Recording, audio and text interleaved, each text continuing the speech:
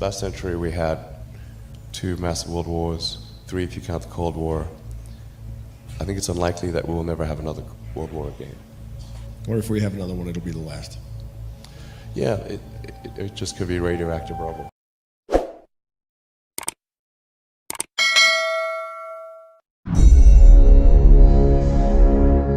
It's been 5 years since Russia sent nuclear-capable bombers to Venezuela. Before that, they did so in 2008 when tensions were particularly high with the U.S.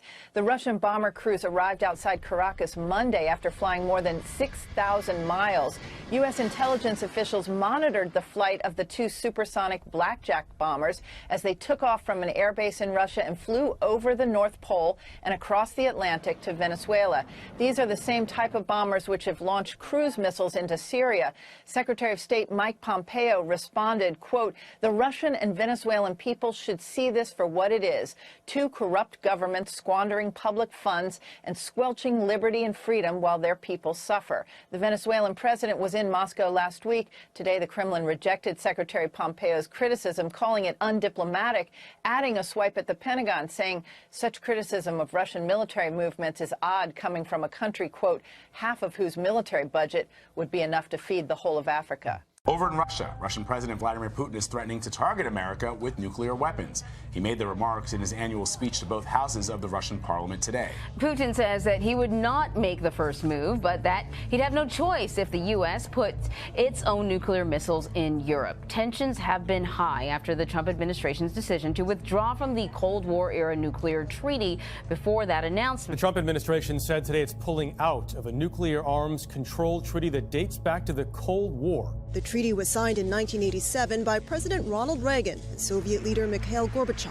It bans the U.S. and Soviet Union from possessing, producing, and test-flying ground-launched missiles with a range of around 300 to 3,400 miles. When the Russians put it on display, it looks much like any other missile. But this is the weapon which threatens to unravel decades of nuclear arms control. It is a low-flying cruise missile which U.S. intelligence says violates the Intermediate Range Nuclear Forces Treaty, INF for short. Today, the Trump administration announced that if Russia won't abide by the treaty, neither will the U.S. We can't be put at the disadvantage of going by a treaty, limiting what we do when somebody else doesn't go by that treaty. Russia, under Vladimir Putin, in what the U.S. believes is an attempt to intimidate the NATO allies, has secretly fielded about 100 of these new missiles, despite what Secretary of State Pompeo said were repeated protests going back to the Obama administration. We have raised Russia's noncompliance with Russian officials, including at the highest levels of government, more than 30 times. Yet Russia continues to deny that its missile system is noncompliant and violates the treaty. The U.S. must now decide how to respond, which it could do by taking existing sea-launched cruise missiles and basing them on land. Russia is firing back at President Trump's new threat to pull out of a landmark nuclear weapons treaty. One Russian official warns breaking the pact would be a very dangerous step. The U.S. has declared Russia in violation of the treaty by developing prohibited weapons. Russia denies that charge and has accused the U.S. of breaching the agreement. U.S. defense officials say this is the real deal. Russia test firing its new high-speed hypersonic missile, a missile that the U.S. military currently cannot defend against. Russian President Vladimir Putin pulling no punches on his intent. The new avant-garde missile system is invincible against today's and future air and missile defense systems of the potential enemy. This is a big success and a great achievement. If the weapons work as advertised, there is no current defense against them. The Russian missile has captured the attention of Patrick Shanahan. Shanahan warns the U.S. needs to be able to detect the fast-flying missile much further away than current radar systems can handle. The U.S. has to detect it thousands, not hundreds of miles away because of its high-speed approach. The Pentagon may spend more than $1 billion trying to develop and field its own capabilities. We're going to need a different set of sensors in order to see the hypersonic threats. Our adversaries know that. The United States Special Operations Command will be changing strategies in the near future. This is according to a new report. But instead of targeting radical terrorist groups, their focus could change to major nations like China and Russia. RT's Rachel Blevins joins me now with the details. Rachel, what's the reason for the significant change in strategy? Well, Sarah, the officials who are in favor of this change of mission claim that it's simply time for special forces to rebrand. And they say that the military can't keep solving today's problems with conventional methods. So when looking at the new Pentagon National Defense Strategy, it will adapt to the digital age by taking a larger role in cyber warfare, information, and digital age propaganda. The head of the Pentagon Special Operations argued that the nature of war does not change, but the character of war has changed radically in the last 15 years. And in the aftermath of 9/11, the United States focused entirely on defeating terrorist groups in the Middle East. A single authorization for use of military force that gave the president the power to go after al-Qaeda and associated extremist groups was used to justify military action in Iraq, Afghanistan, Yemen, Syria, and Somalia. And the war on terror has cost nearly $6 trillion. While some would argue that Americans are not any safer in 2019, others have noted that the U.S. military is now operating in 40% of the world's countries as a result. Запуская ракеты-мишени средней дальности и размещая в Румынии и Польше пусковые установки, пригодные для применения крылатых ракет «Томагавк», США эти требования договора прямо и грубо нарушили. Россия будет вынуждена создать и развернуть виды вооружений, которые могут быть использованы не только в отношении тех территорий, с которых для нас будет исходить соответствующая прямая угроза, но и в отношении тех территорий, где находятся центры принятия решений по применению угрожающих нам ракетных комплексов. Мы не заинтересованы в конфронтации и не хотим ее, тем более с такой глобальной державой, как Соединенные Штаты Америки. Мы видим, что имеем дело с деятельными, очень талантливыми людьми. Однако среди правящего класса США много и таких, кто излишне увлечен идеей своей исключительности и своего превосходства над всем остальным миром. Разумеется, это их право думать так, как они хотят. Но считать-то они умеют? Умеют наверняка. Пусть посчитают дальность и скорость наших перспективных систем оружия. Мы просим только об этом.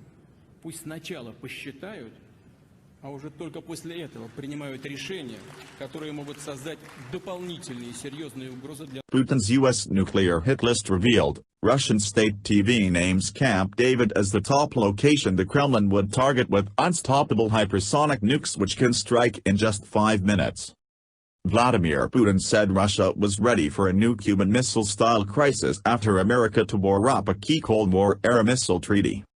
Russian TV showed American targets the Kremlin would hit in the event of war. The Pentagon and presidential retreat at Camp David both made the list.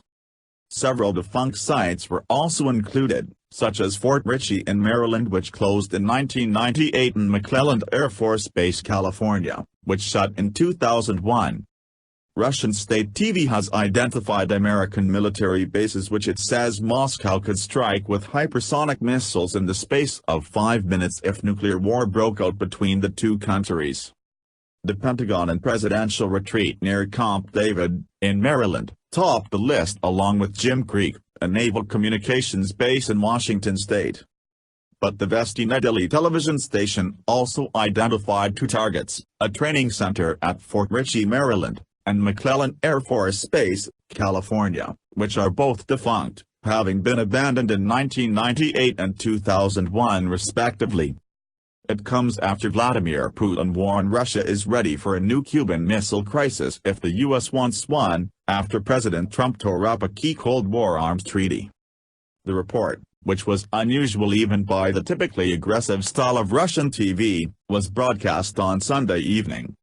Russia fears the United States might deploy intermediate-range nuclear missiles in Europe, which were previously banned under the Intermediate Nuclear Forces Treaty. Putin has said Russia would be forced to respond by placing hypersonic nuclear missiles on submarines near U.S. waters. The United States says it has no immediate plans to deploy such missiles in Europe and has dismissed Putin's warnings as disingenuous propaganda. It does not currently have ground-based intermediate-range nuclear missiles that it could place in Europe.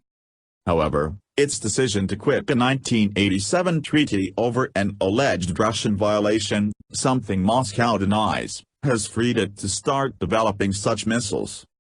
Putin has said Russia does not want a new arms race, but has also dialed up his military rhetoric. Some analysts have seen his approach as a tactic to try to re-engage the United States and talks about the strategic balance between the two powers, something Moscow has long pushed for, with mixed results. In the Sunday evening broadcast, Dmitry Kiselyov, presenter of Russia's main weekly TV news show Vesti Nedely, showed a map of the United States and identified several targets he said Moscow would want to hit in the event of a nuclear war. Kiselyov, who was close to the Kremlin, said that Zircon hypersonic missile that Russia is developing could hit the targets in less than 5 minutes if launched from Russian submarines. Hypersonic flight is generally taken to mean traveling through the atmosphere at more than 5 times the speed of sound. For now, we're not threatening anyone, but if such a deployment takes place, our response will be instant, he said. Kiselyov is one of the main conduits of state television's strongly anti-American tone, once saying Moscow could turn the United States into radioactive ash. Asked to comment on Kiselyov's report, the Kremlin said on Monday it did not interfere in state TV's editorial policy. Well, tonight, Russian state TV has identified McClellan as a target if there is ever a nuclear strike. An anti-American news program showed this map right here reporting hypersonic missiles Russia is developing could be fired from submarines hitting McClellan, Fort Ritchie in Maryland, and Jim Creek in Washington within 5 minutes. Sacramento County's Office of Emergency Services is not commenting on this other than saying it wouldn't know why Russia would target McClellan, which was deactivated in 2001.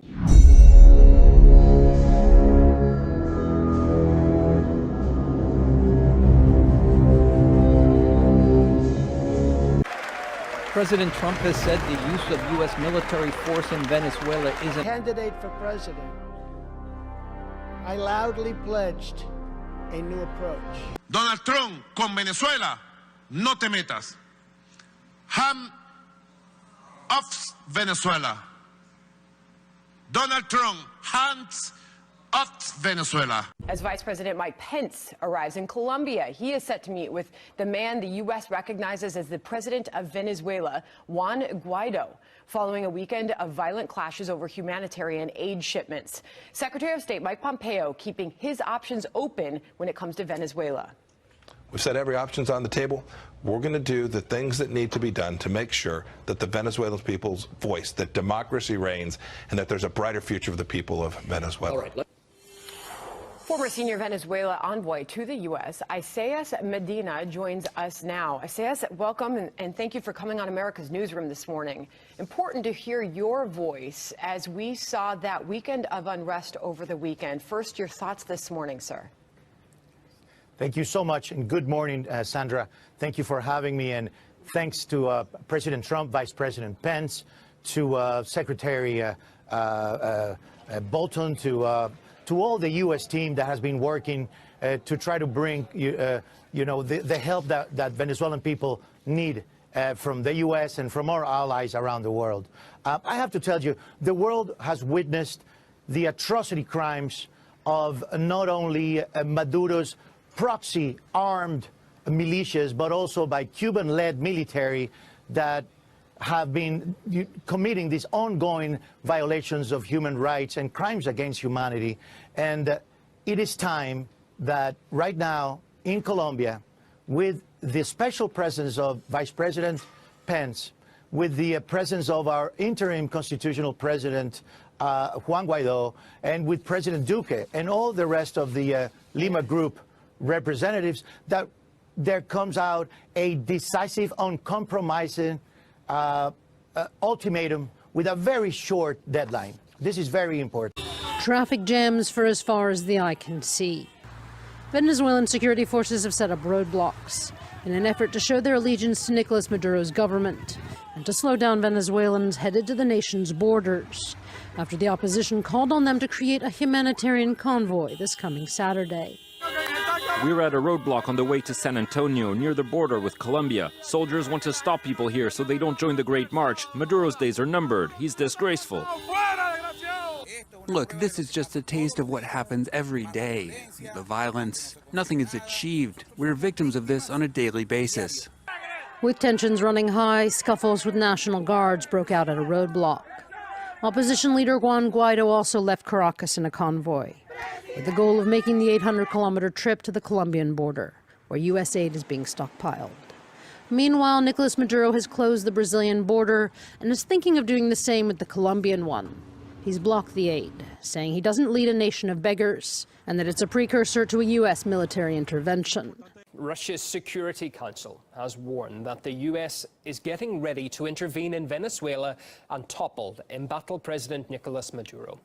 Up to now, Washington has only thrown its support behind self-declared President Juan Guaido, slapping sanctions on officials in Maduro's government as well.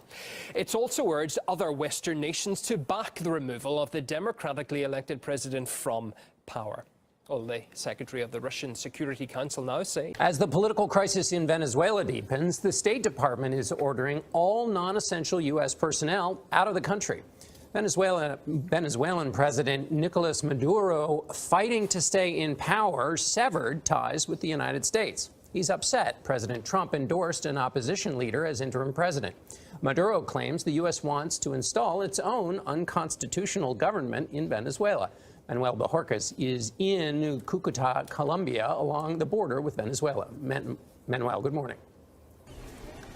Good morning. Venezuela is in the midst of a humanitarian and economic crisis. Since 2015, more than 2 million people have fled the country, many of them coming through ports of entry like this one. You can typically tell who they are by the amount of luggage that they have. Now, opposition leader Juan Guaido wants to change that, but first, he wants President Nicolas Maduro out. The regime of former President Nicolas Maduro is illegitimate. Are you considering a military option for Venezuela? We're not considering anything, but all options are on the table. A highly unusual weekend session, and at the outset, Russia made very clear its opposition to the proceeding, arguing that any UN involvement in Venezuela constituted a violation of that country's sovereignty. We don't see any external threats coming from what is taking place in Venezuela. Venezuela does not represent a threat to peace and security. If anything does represent a threat to peace, it is the shameless and aggressive actions of the United States and their allies aimed at the ouster of the legitimately elected president of Venezuela. Russia demanded a procedural vote to continue. The requisite 9 members voted to do so, but the 4 votes against a signal that yet again the Security Council would not be speaking with a unified voice. Now it's time for every other nation to pick a side. No more delays, no more games.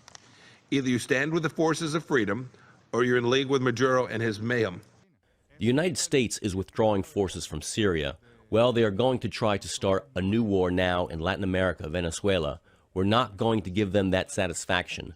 Peace, stability, and understanding will prevail in Venezuela, in spite of all the efforts of the countries present here who are trying to trigger a war. As you know, on January the 23rd, President Trump officially recognized the president of the Venezuelan National Assembly, Juan Guaido, as the interim president of Venezuela.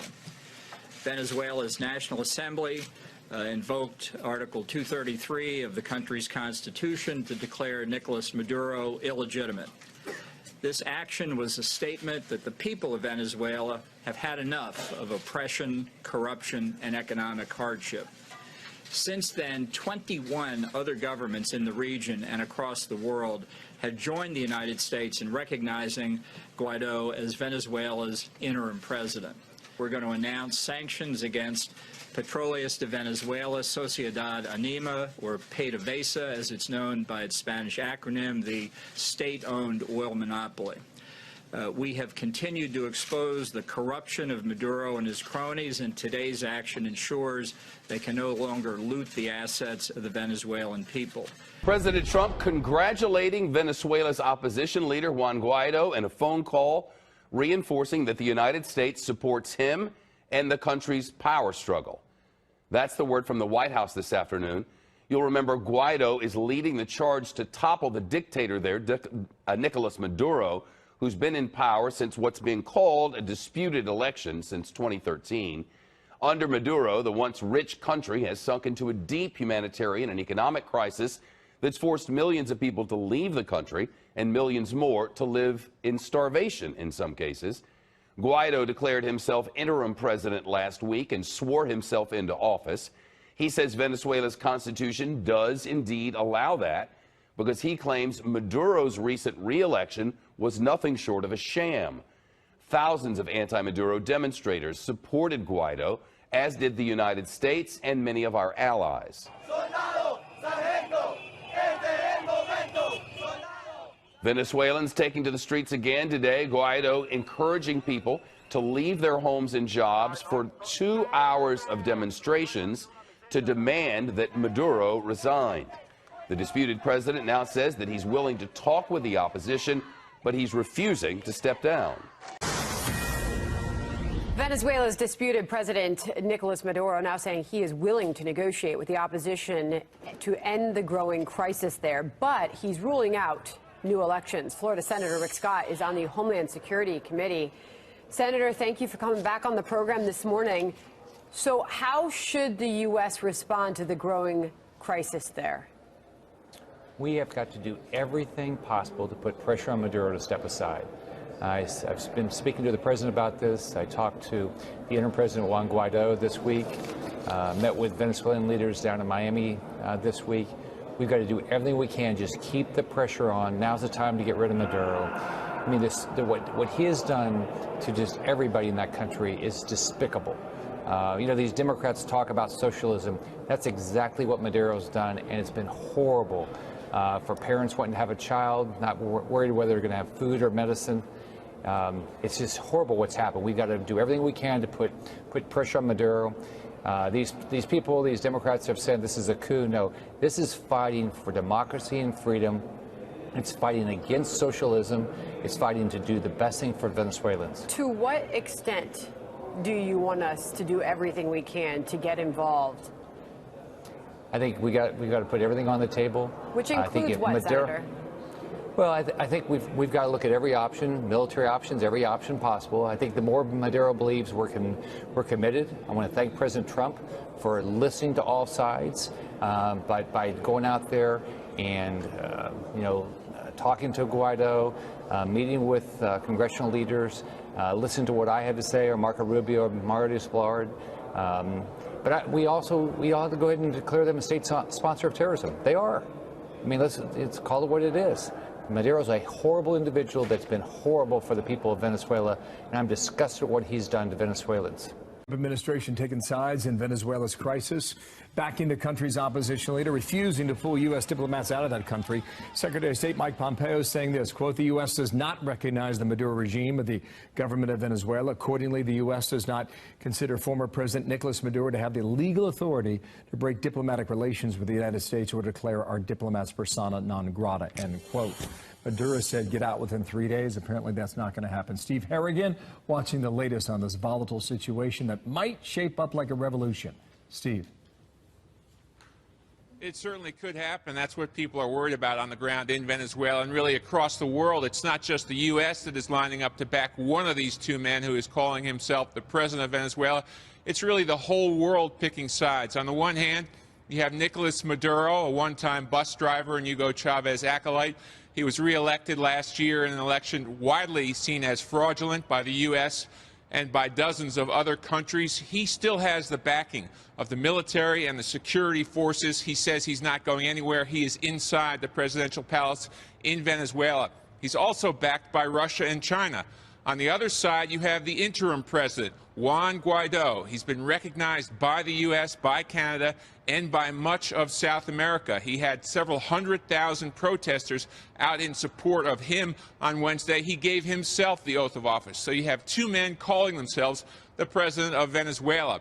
Nicolas Maduro has sharply reacted to the U.S. move. He said the time for gringo interventions is over in South America. He's given U.S. diplomats 72 hours to get out.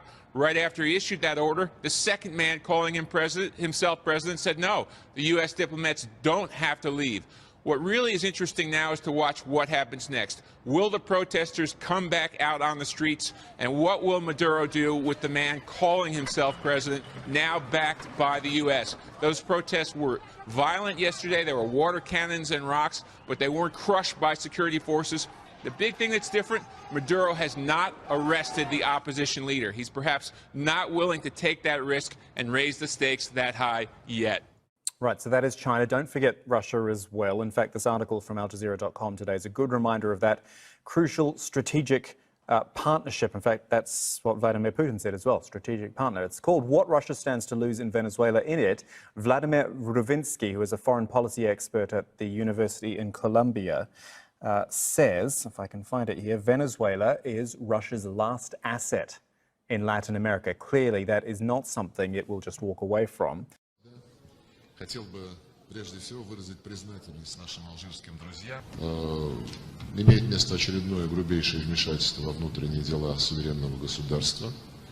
Как вы знаете, была не одна попытка отстранить Николаса Мадуро от власти, в том числе путем его физической ликвидации. И лишний раз мы убеждаемся, как Соединенные Штаты, которые параноидально тревожатся о том, что кто-то вмешивается в их выборы, не имея на руках никаких доказательств, сами уже в очередной раз за последние месяцы, это далеко не первый случай, просто в Венесуэле это сделано предельно грубо, пытаются выступать вершителями судеб других народов, а на деле просто вмешиваются в их внутренние дела. Тут никакую комиссию Мюллер даже создавать не надо. Let's get to Venezuela. It has indeed backed down on its demand that American diplomats leave the country. The Venezuelans say they are open to talks. Meanwhile, Maduro is demanding that the military be loyal to him because an attaché defected. He turned around and said, I want a pledge of loyalty from you guys, and he got it. Joining us now, Wall Street Journal columnist Mary Anastasia O'Grady, who's been on top of this for many, many years, actually. Look, I think to some degree this is a standoff between Russia and America. The Russians have got $10 billion invested in Venezuela and some military assets, too. They don't want to lose that. They're going to back Maduro. Well, I think, you raise a good point, but I think it's a little bit more complicated than that because don't forget China also has a lot of... $65 billion there. And they're owed a lot of... They're being repaid through the oil that's coming out of the ground, which is... they're bringing less and less oil up. But I think what's going to happen here and what we have to keep our eye on, we're stuck in the fog of war right now. But we should pay attention to the fact that there's a lot of violence developing that's not being reported. This violence is between the National Guard and groups of people in slums in very poor neighborhoods that have traditionally, for all these years, been supporters of Hugo Chavez and later of this regime. These groups are clashing. Why? Because these very poor people can't get food, can't get water, can't get electricity, can't get jobs. I mean, they're literally desperate. And so they are fighting these armed forces. Now, I think the news that we saw over the weekend that Russia is bringing paramilitary, we don't know how many into the country. As we've talked about a lot before, Cuba has a lot of interest in hanging on to this piece of real estate on the South American continent. So they're going to be there in big force. The question to me is, will the fact that 30 million Venezuelans want this guy gone, want new elections, will that be enough to basically, forestall any survival of Maduro? And I want to raise one other thing, which I broke this news in my column this morning, which is that the U.S. has officially said to Guaidó, the interim president, you now control all of the assets at the New York Federal Reserve that belong to Venezuela and any of the assets in U.S. banks that are guaranteed by the U.S. government. The Bank of England on Friday refused to, Maduro tried to draw on $1.2 billion of gold reserves. The Bank of England said no. So the strategy among the civilized countries is basically financial right now. And I think that's good for now because I worry about getting, sucked into a quagmire there. There's no going back. There's no going back. I don't think the people of Venezuela will go back because, you know, they don't like Maduro. They haven't liked him for a long time. Chavez had kind of like this halo, but he doesn't have that. It's just a question of how do you get this guy out? Do you get him out by denying any money at all and diplomatic recognition? That's one of the things that we really need, but I think we need to be also prepared that it could get very ugly on the ground because I do think Cuba and Russia will use paramilitary and the National Guard and anybody they have left to basically hand-to-hand combat. What will we do then, you know? I want to show you a running scorecard, right? And it changes of how the world is actually divvying up right now on the question of Venezuela. It does seem that the pressure applied yesterday by superpowers like Russia especially and China to some extent on the U.S. had an effect on this story. But there's also Mexico, for example, that is also not accepting this call. So let's go to the map. Here it is. We've got the map of the world behind me, and I want to take you through it as best I can. All the countries that you see right there in red, see the countries in red? They're essentially saying yes. Yes to the U.S. call to recognize Juan Guaido. And as you can see, it consists of many of the United States, you know, traditional allies. As you're going to see, you know, the British in Europe and Spain and France and Germany. And then if we go over here to Latin America, you're also going to see, you know, countries like, you know, Brazil and Argentina. Most of the countries in the OAS, the Organization of American States, and then countries in the Lima Accord like Colombia and Costa Rica are on there as well. The countries that we've put here that you can see in green, see? So look at all the green on this map. Everything that you see here on the green in this map are countries that are not following the U.S. lead. That means they're either backing Maduro or they simply don't want to engage. They're saying, no, listen, we're staying out of the affairs of Venezuela. Key in these, of course, Russia, and then China, and then as we go across, you're going to see Iran, and you're going to see Turkey, and you're going to see Syria as well. And then over here in the Americas, Mexico, interestingly enough, is staying out of the fray.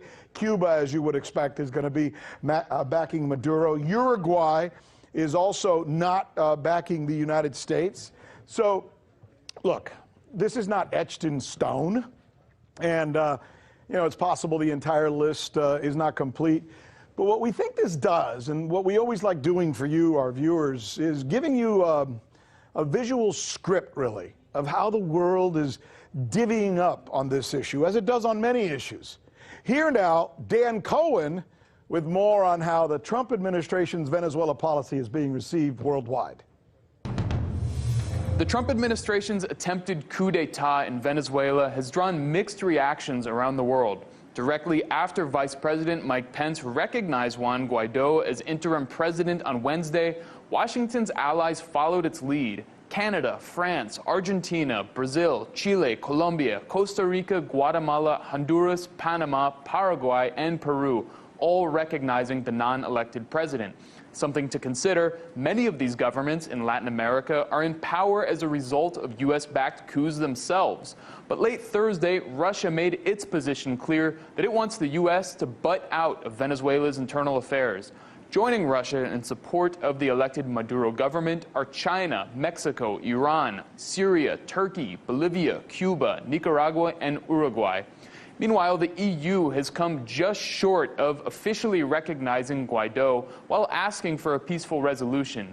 EU President Donald Tusk said Guaido has a democratic mandate from Venezuelan citizens and Maduro doesn't. That's despite Maduro having been elected and sworn in as president earlier this month.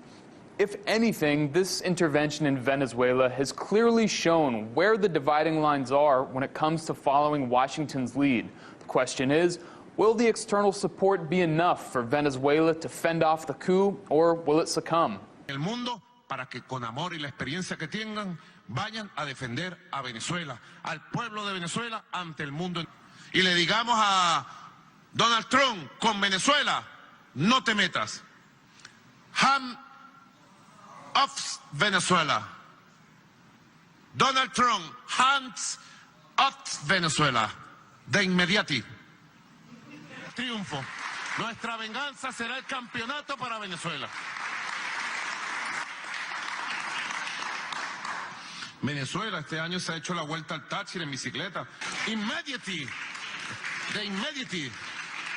If you watch state television here in Venezuela, and that's really the only way to get news here on television, you really get the sense that this is a nation on a war footing. You see disputed President Nicolas Maduro meeting with the troops, meeting with generals, sometimes even training with the troops running in the field. He has warned his people that this country could be invaded by the U.S., and he has warned Americans not to get sucked into another Vietnam. He is clearly facing the toughest challenge of his 7 years in power here. He faces a charismatic opposition leader who's already been recognized by the U.S. and by much of South America. Juan Guaido is calling for demonstrations today from noon to 2, a walkout. It's going to be really interesting to see how many people turn out, and further demonstrations this weekend. The government is trying to squeeze him. They've frozen Guaido's bank account. They're not allowing him to leave the country, but there's been a stern warning from U.S. National Security Advisor John Bolton. He says that any harm that comes to Guaido will be met with serious consequences. Bill, back to you. On the ground there, Steve Harrigan, thanks, live in Caracas, Venezuela. Good afternoon. Missed you guys. Under President Trump's leadership, the United States economy is growing at record levels, putting the president in a strong position to fix long-standing trade concerns with China. On Thursday, the president will meet with the Chinese vice premier, who is here this week for continued talks. President Trump is committed to achieving greater market access for U.S. exports and better treatment for our farmers, ranchers, and businesses. Fair and reciprocal trade with China will boost long-term economic growth, not only in the United States, but globally. As the president said last week, the United States proudly stands with the people of Venezuela, who have courageously spoken out against the corrupt and illegitimate regime of Nicolas Maduro. Maduro must do what's right and allow for free, fair, and credible elections in accordance with democratic principles. To speak more about U.S. policy towards Venezuela and to take your questions, I'd like to welcome to the podium National Security Advisor, Ambassador John Bolton, Secretary of the Treasury, Steven Mnuchin, and Director of the National Economic Council, Larry Kudlow. And after that, I will be up to take other questions of the day. Thanks, guys. Thank you very much, Sarah. As you know, on January the 23rd, President Trump officially recognized the president of the Venezuelan National Assembly, Juan Guaido, as the interim president of Venezuela. Venezuela's National Assembly invoked Article 233 of the country's constitution to declare Nicolas Maduro illegitimate. This action was a statement that the people of Venezuela have had enough of oppression, corruption, and economic hardship. Since then, 21 other governments in the region and across the world had joined the United States in recognizing Guaido as Venezuela's interim president. Today, and I'll turn the podium over to Steven Mnuchin for this purpose, we're going to announce sanctions against Petroleos de Venezuela, Sociedad Anima, or PDVSA, as it's known by its Spanish acronym, the state-owned oil monopoly. We have continued to expose the corruption of Maduro and his cronies, and today's action ensures they can no longer loot the assets of the Venezuelan people. We expect, and Secretary Mnuchin will go into this in more detail, that today's measure totals $7 billion in assets blocked today, plus over $11 billion in lost export proceeds over the next year. We also today call on the Venezuelan military and security forces to accept the peaceful, democratic, and constitutional transfer of power.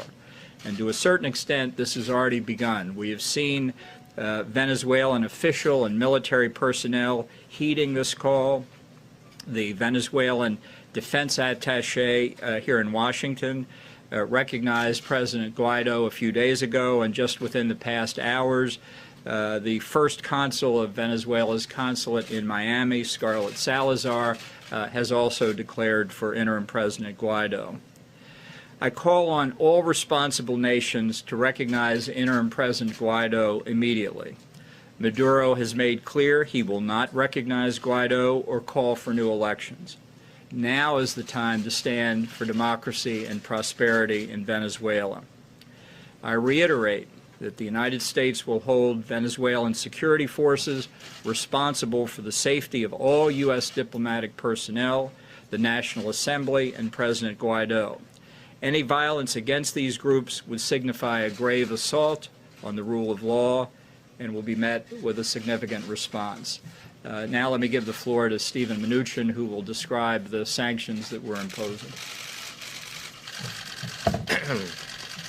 Thank you. Today, Treasury took action against Venezuela's state-owned oil company, PDVSA, to help prevent the further diversion of Venezuela's assets by former President Maduro.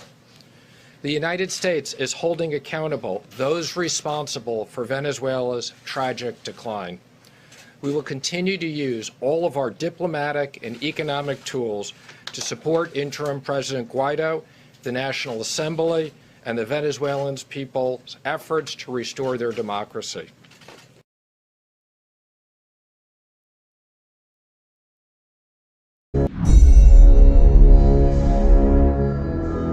Well, first of all, let's remind our audiences that this is the first time since the war with Pakistan in 1971 that India has crossed over into Pakistani territory to conduct airstrikes.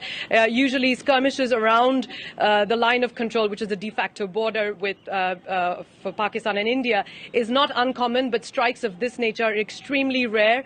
As you heard the Foreign Secretary over there, he did say it was a preemptive strike, and he did say that that these militants from the Jaish-e-Mohammed, which is the group that claimed the attack that took place earlier this month in Kashmir, that they were planning other attacks on Indian territory, and Indians are claiming that 300 odd militants were killed in this attack. Pakistan, on the other hand, is downplaying this attack. They're saying that there was no damage from these airstrikes, there were no casualties. In fact, the Pakistani army spokesman said earlier today on Twitter that the Indian jets had to scramble and leave hastily after dropping their payload because Pakistani jets were gathering. So we're getting conflicting narratives of what really went on over there.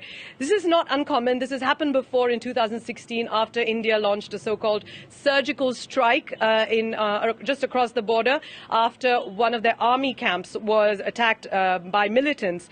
So these kinds of conflicting narratives are common from India and Pakistan. It shows that both the countries want to come out on top. Breaking news this hour. Pakistan says it has shot down 2 Indian aircraft which it claims were over Pakistani airspace. The Pakistani military also says its warplanes carried out airstrikes inside India. India says the Pakistani jets were forced to retreat by its own aircraft, but has not confirmed whether any of its planes were shot down. Well, details are still emerging, but a spokesman for the Pakistani Armed Forces, Major General Asif Ghafoor, has tweeted this. He says that in response to Pakistan Air Force strikes, the Indian Air Force crossed the line of control, the LOC, in Kashmir. He goes on to say that Pakistan shot down 2 Indian aircraft inside Pakistani airspace. One of the aircraft fell on Pakistan-controlled Kashmir, that's written here as A, J and K, and the other fell inside IOC, that's how Pakistan refers to Indian-controlled Kashmir. He finishes by saying that 1 Indian pilot was arrested by Pakistani troops on the ground. Pakistan says it has shot down 2 Indian fighter jets which it reports were over Pakistani airspace. 2 pilots, it said, were now in custody. Islamabad also claims its warplanes carried out airstrikes inside India. Delhi says the Pakistani jets were forced to retreat by its own aircraft, but it hasn't confirmed, well, in fact, it's confirmed that one of its aircraft was shot down, but not a second. Well, the latest escalation is understood to have taken place in and around the disputed region of Kashmir, parts of which are both controlled by Pakistan and India. Both countries' troops there are on the highest alert. It comes 24 hours after the first Indian airstrikes inside Pakistan since 1971, which followed a suicide bomb attack by Islamic militants in Indian administered Kashmir, left 40 Indian paramilitaries dead. Well, a short time ago, we had the first official reaction from Delhi, this by a spokesman, Ravish Kumar, explaining that Indian strikes on Tuesday had been based on credible evidence that the alleged militants they targeted were planning further attacks. Both India and Pakistan have more than 100 nuclear weapons each, far more than enough to create a nuclear winter which will kill us all. They have fought 3 wars since 1947, And India is developing a nuclear submarine fleet so it can fire its missiles from anywhere. Even a war between India and Pakistan, two of the smallest nuclear powers, with only a few hundred weapons of about the size of the Hiroshima bomb, we might die as unintended consequences. My colleagues calculated the spread of smoke after a war between India and Pakistan. It only takes about 2 weeks for the smoke to cover the entire Earth, and it would rise to altitudes between 20 and 50 miles above the surface. At those altitudes, it never rains. The smoke would stay there for years. This farmer may be in Europe or in the United States, but many thousands of miles from Pakistan and India, is looking at the smoky sky above him and down at the crops that have died in his field from lack of light and cold temperatures. It's estimated that in a war between India and Pakistan, that we would lose 10 to 40% of the yields of corn, wheat, and rice for years afterward because of the bad weather. The entire world only has enough food to feed the population for 60 days unless agriculture produces more food. It's estimated that 1 to 2 billion people would die after a war between India and Pakistan of starvation. Escalating military tensions between the U.S. and Russia as Pentagon officials game out a response to Russian aggression in Europe. Vladimir Putin is now making some serious moves in the Caribbean. Putin is on America's doorstep with nuclear-capable bombers that can fly at twice the speed of sound. It's a bold move right out of the Cold War as the Russian president tries to establish a military foothold near American shores.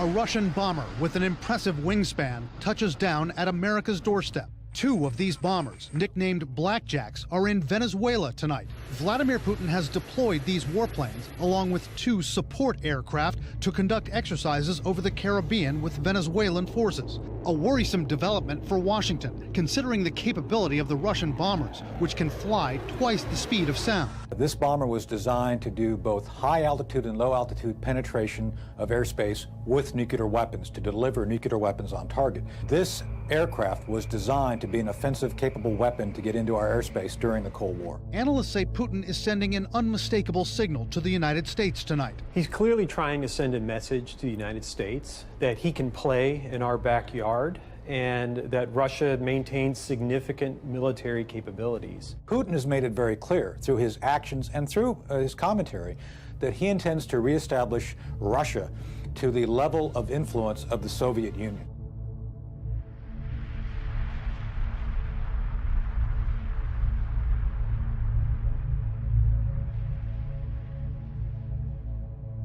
Meanwhile, tensions are extremely high tonight between 2 nuclear powers.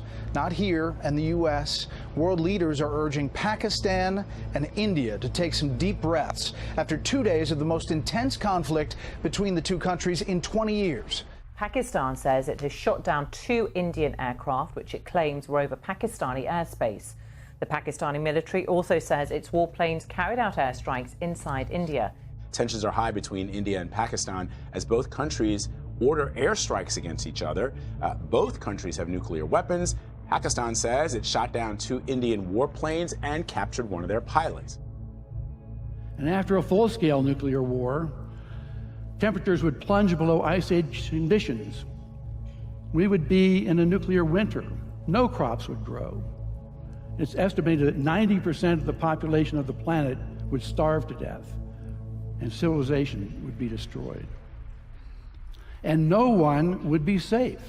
Not those in countries with no nuclear weapons, not those in countries that didn't participate in the war, and not those on the other side of the planet from where the explosions occurred. No one would be safe. Even small exchanges could be absolutely devastating. You're going to have first the destruction effects, you'll have fallout, you may have some climatic effects that spread. For his part, Robach has modeled a hypothetical worst-case scenario, which suggests that widely dispersed smoke from a small regional nuclear conflict could cause cooling of several degrees across parts of the world. It would be enough to have a huge impact on agricultural production. The world would have much less food So you can imagine these political instabilities developing.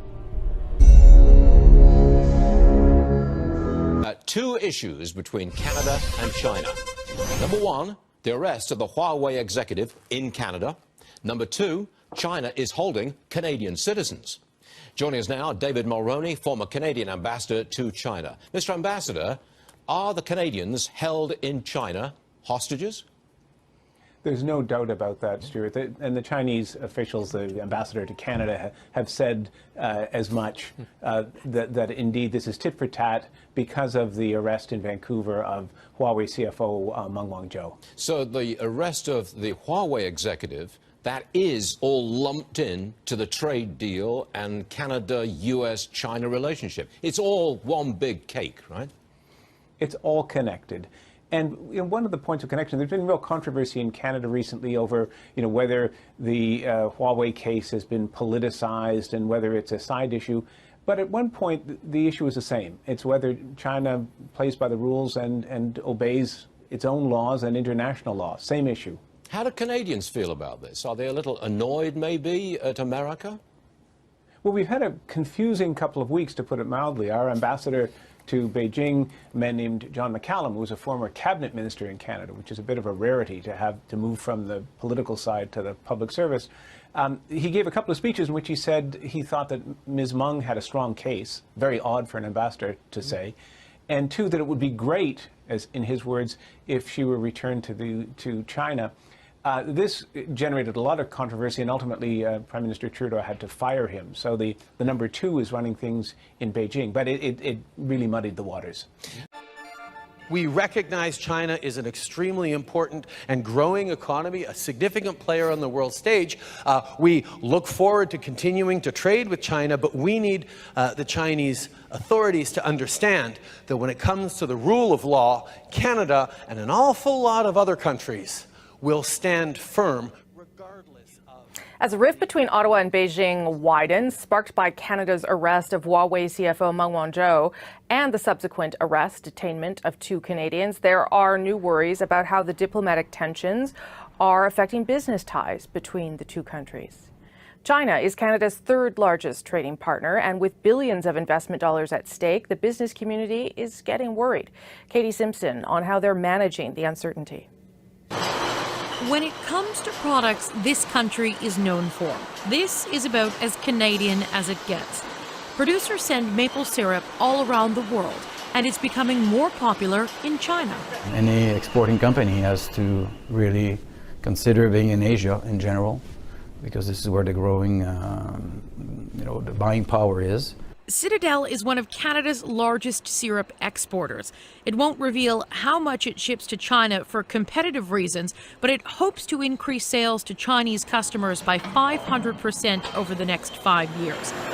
The company is closely following the diplomatic dispute between Ottawa and Beijing, and while it hasn't hurt business yet, there is anxiety the hit could come. If it continues and if it goes bad, obviously, we anticipate that there could be some commercial setbacks. A senior business source tells CBC News Canadian corporate leaders are in panic mode, worried prospective deals with Beijing are at risk. The government is keeping them updated, but it can't offer any assurances that China is through retaliating. The bottom line is that businesses hate uncertainty. The president of the Canadian Chamber of Commerce is careful to choose his words. I'm not aware of any business that has said we have decided to pull out of China as a consequence. But there's no question that people are looking more carefully than they would normally and examining whether this is the appropriate time to be taking further steps. That's the question for Citadel. Managers have plans to travel to Shanghai for a food show in May. If the situation continues to decay, and we'll see if it's appropriate to go. There's very little chance this dispute will be resolved by spring, which means Citadel and other Canadian companies have some tough choices ahead. Katie Simpson, CBC News, Ottawa. Taiwan's president announced her re-election bid this week amid a boost in her popularity following her rejection of a peace deal with China.